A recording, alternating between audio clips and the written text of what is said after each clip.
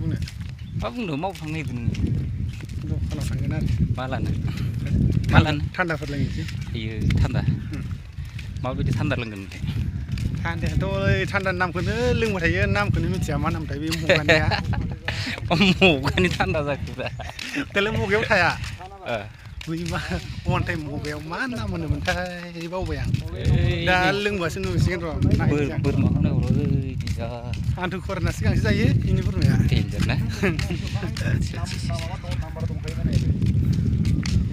हेल' लोगोफोर मोजां मोनदोंबा शेयार खालाम लाइक खालामना हो लाइक कमेन्ट खालाम एसे दसे मोनाबिलिनि मा खालामगोन मा थागोन साननानै दखानफ्रावनो बेरायहैनो नागिरबाय आरो थान्दाफोर लोंनो नामा औ थिग सिनारिफ्रालाय मोजाङानो ना नायजायो नै